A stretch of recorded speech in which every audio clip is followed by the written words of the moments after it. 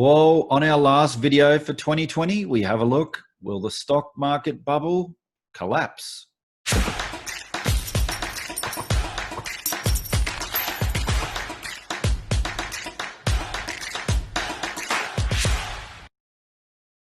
This is the most dramatic thing that's almost ever happened in the entire world history of finance, according to Warren Buffett's sidekick. So Warren Buffett's sidekick, Charlie Munger, probably the guy, one of my favorite, if not my favorite all-time investor. I listen to every word that Charlie ever speaks. His brain is just filled with knowledge and experience. And one of the best finance books I've ever read was Poor Charlie's Almanac, written by Charlie Munger. And I definitely recommend anybody interested in investing to get their hands on it. It's actually a hard book to get hold of. Not many places sell it. I think I bought it overseas for about $140, but definitely the best book I've ever read on finance. So let's have a look at this article from MarketWatch. Berkshire Hathaway's Charlie Munger warned of a frenzy in the stock market and said he believes returns over the next 10 years will lag those of the previous 10. Think about what Apple is worth compared to John D. Rockefeller's empire. That's Berkshire Hathaway Vice Chairman Charlie Munger talking this week about the frenzy in the stock market as exemplified by Apple, which he deems as the most dramatic thing that's almost ever happened in the entire world history of finance. And it's not just Apple's nosebleed valuation. Munger, in a remote interview with the California Institute of Technology, was scratching his head on the entire bull run in the stock market. Nobody knows when bubbles are going to blow up, he explained. Just because it's a NASDAQ doesn't mean it'll have another run like this one very quickly again. This has been unbelievable. There's never been anything quite like it. Looking forward to the next decade, Munger doesn't expect the kind of returns investors have enjoyed over the past 10 years. Frenzy is so great, and the systems of management, the reward systems, are so foolish, Warren Buffett's longtime partner and friend said. Like many market bears on Wall Street, Charlie Munger also questioned how long the Federal Reserve can keep supporting stocks. We're in very uncharted waters, he said. Nobody has gotten by with the kind of money printing now for a very extended period without some kind of trouble. We're very near the edge of playing with fire. And I'll put a link in the description below so that you can watch this interview in full. It goes for 54 minutes, but I highly recommend you listen to it. As I said, Charlie, one of the greatest investors of all time, probably my favorite of all time, and you definitely want to do yourself a favor. And he's definitely giving some sound warnings to the market. When Charlie Munger says that the Federal Reserve has continued to support the stock market, we've just had this week the Bank of Japan becoming the largest stock owner with $434 billion.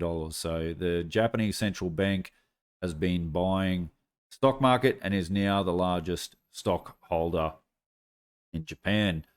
Also, you've got the Swiss National Bank that have been printing francs, exchanging them for US dollars and buying US stock market. So there's definitely some artificial intervention. No such thing as a free market anymore. It's all central planning and government intervention. So just a quick update before we finish off this video. Investors plow cash into ETFs while ditching mutual funds. So you can see here just on this graph that people have been moving away from mutual funds, or in Australia we call them managed funds. Now, yes, they come with higher fees than exchange traded funds, and people simply focus more on the fees than actual on the net returns. And the other thing about this, and you can see it clearly from the graph, an ETF, and Mike Green explains this better than most. I've explained a little bit before about the bubbles in ETF markets and how dangerous they can be. And so I definitely recommend Googling Mike Green. ETF bubble, and watching some videos and some of the things that he says about this, because simply an ETF can only buy or sell the market. So if you're putting money into an ETF or buying an ETF, then they have to go and buy the stocks. When you're selling an ETF, they have to sell stocks. And when an ETF becomes so big, and even ETF founder John Bogle said that, once an ETF is 50% of the market, then it no longer serves its purpose. Um, Basically, when investors start selling for whatever reason, say we go back to March and investors start selling, then there's really no floor to the sell-off, unless someone like the Bank of Japan, and in the US case, it would be the Fed, basically come in and buy everything. At the moment, that's illegal. They can't do that according to the rules. However, that can change in a whim. Look, it's illegal to buy corporate bonds, but hey, they've set up a special purpose vehicle with BlackRock to purchase that. So, and the Fed don't get audited, so we really don't know what they do off balance sheet. So, it's really all about flows at the moment. That's basically what I'm trying to say. Is it's all about flows, and flows go wonderfully well when it's all flowing in one direction. When the flows start going the other way, people get hurt. Hedge fund net exposure is now the highest on record, or near record levels. And why wouldn't hedge funds leverage up and just profit as much as they can? They get in trouble, well, they've got the Fed to bail them out. And this is the problem with the bailouts back in 2008, is you create moral hazard.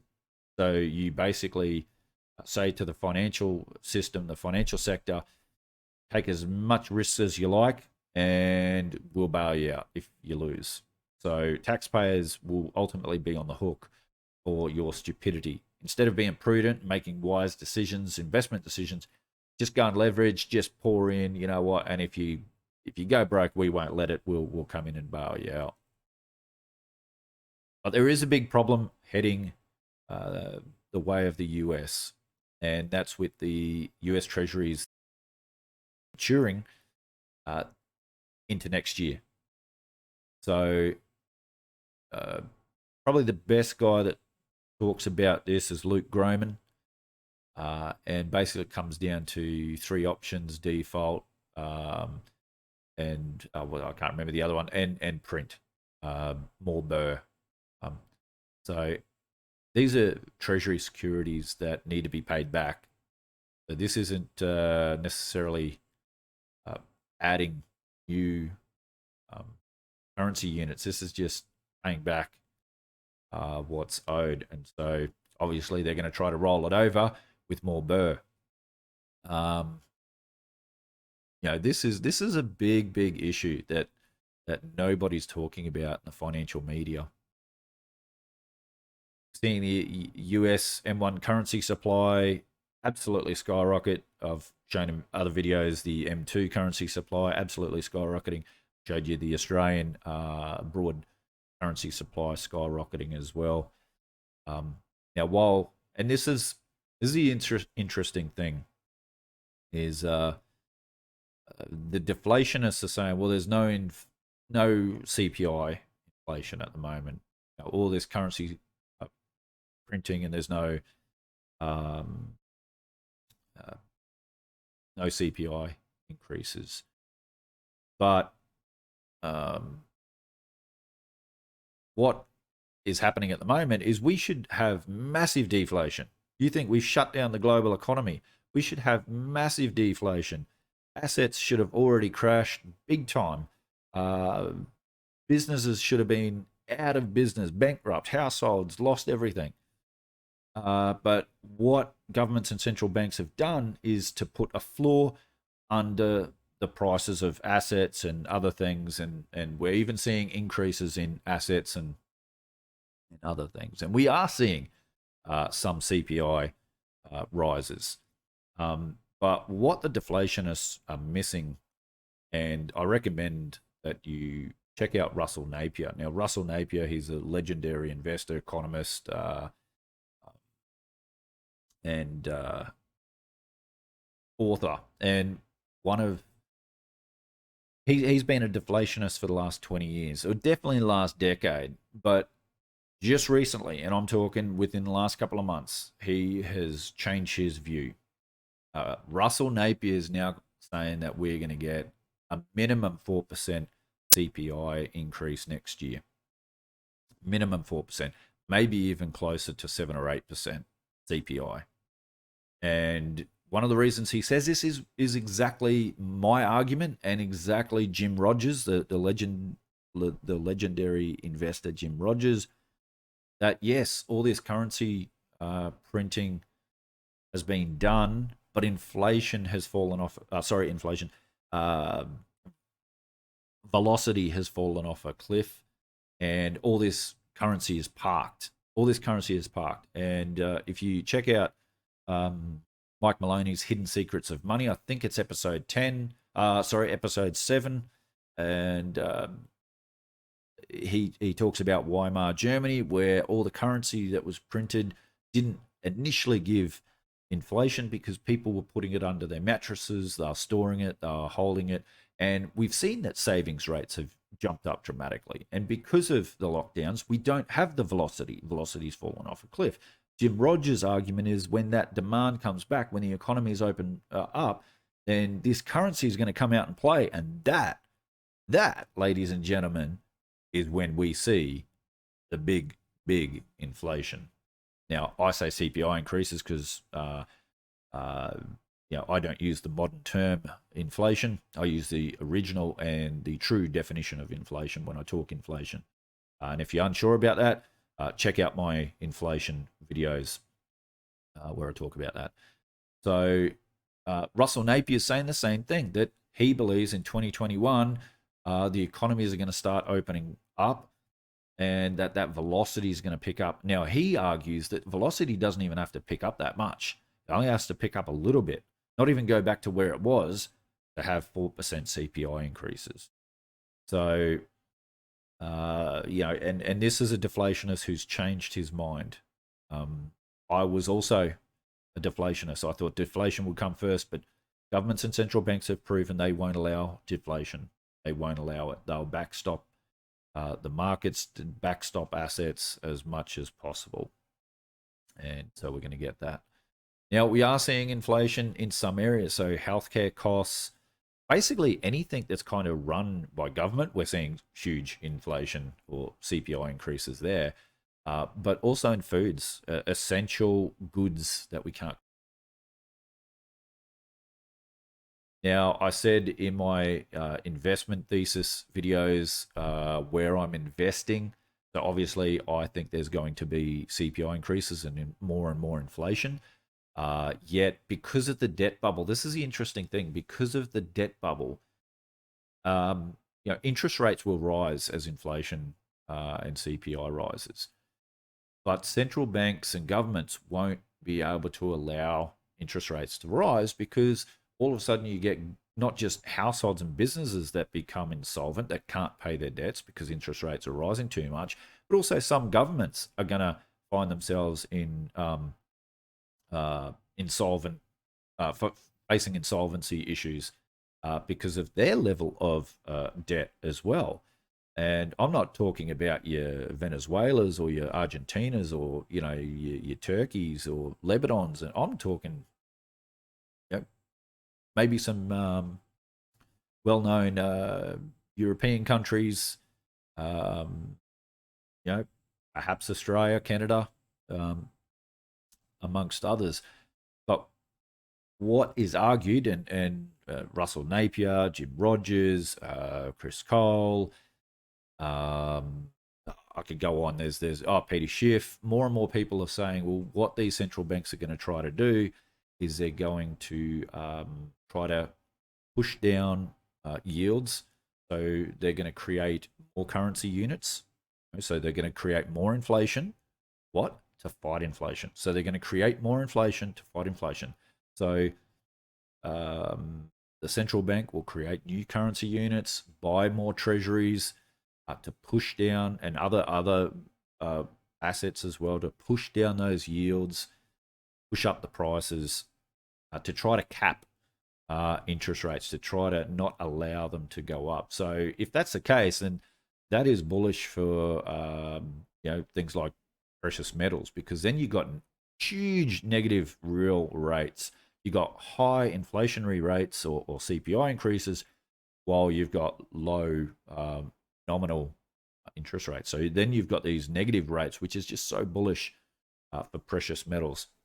And so I think central banks and governments have backed themselves into a corner now because of the debt bubble. That's their game plan. So they won't be able to. And you know what?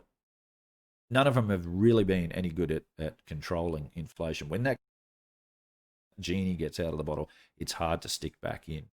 And so they've been playing with fire, and I believe they're going to get what they think they want, but ultimately don't. So instead of taking the medicine, they're going to find themselves in some deep doo-doo moving forward.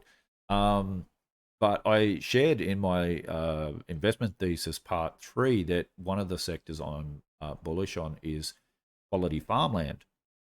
Now, you can see here from this chart that farmland does very well with inflationary outcomes. So when you look at the broad money supply, which is, or currency supply, I hate using that word, on a per capita basis, you can see that farmland actually does quite well. So yes, bullish precious metals and all those things, but also farmland. So I was looking for this chart to put in my investment thesis part 3, but I couldn't find it, but here it is here, so I thought I'd share that with you now. Now, the other thing I said that I'm bullish on is commodities. Commodities have never been cheaper. Now, looking at this chart, the question is, have commodities bottomed, and are commodities about to break out? So, as I said previously, I'm bullish on hard and soft commodities. One of the most undervalued assets that I see is silver. When you look at the silver to currency supply ratio, it really has never been cheaper. But looking at this chart, now silver's done really well with all the pullbacks in gold. Silver's done really, really well, because usually silver's more volatile. Silver will fall a lot more than gold will. But silver's done extremely well, and I believe we've shaken off all the the people who don't really understand precious metals, those that kind of just jump from one thing to another based on what's going on in the media or what their friends are doing, or hey, this thing's up 100%, let's jump on it. The uneducated ones. So I think we've shaken those off now, and I think that's a good sign for silver. When I look at this chart, silver's just starting to break out again. So I'm not saying that it's about to explode, but it's going to explode.